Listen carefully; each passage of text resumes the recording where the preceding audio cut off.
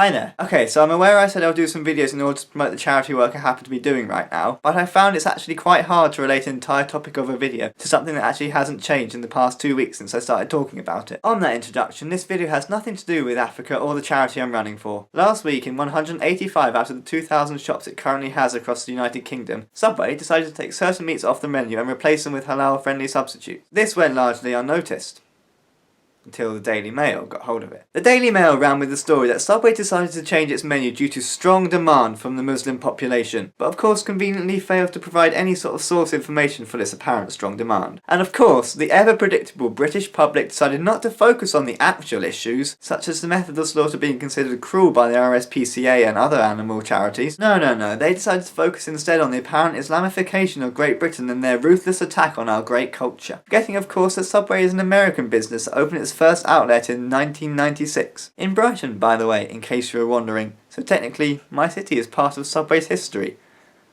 I don't know if that's really a good thing or not. But anyway, Subway can hardly be described as an embodiment of British culture. Not that the Mail really cares about that, possibly because the CEO is a white Christian. Not that I would make any judgments, but that does seem to be what the Mail is hinting at here. It must be remembered that Subway is not a person, it is a corporate machine designed to pull as much money from the general public as possible. It can't be denied that the Muslim population in the UK is increasing, but they are still very much a minority group. And what happens with minority groups is they tend to stick together because they have a pre-existing strong bond that unifies them. We call these groups communities, and these communities tend to thrive, creating a dense population of this minority group in a small area. Looking at this from Subway's point of view, someone in that area is going to turn to their boss and say, why do we sell bacon in an area where 75% of the consumers don't actually eat it? And then a very well paid person at Subway is going to crunch some numbers and they're going to realise they will make more money just by selling halal meats in those areas. And then they will drop all non-Muslims in that area without a second thought. Because Subway doesn't see you as an individual, they see you as a category. And they pay lots of very clever people lots of money to put you into that category. And the very simplified result of it is they look at their statistics and they conclude Muslims all eat this,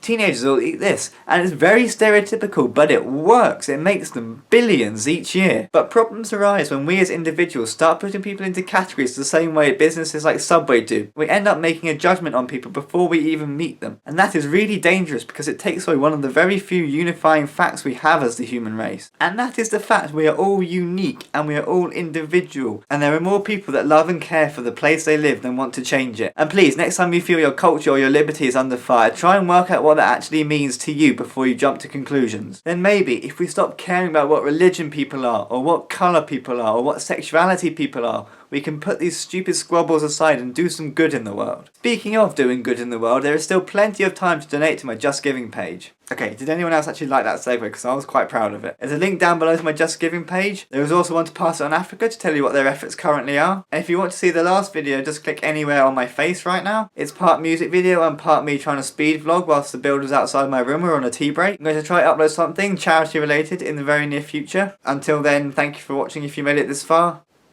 Goodbye.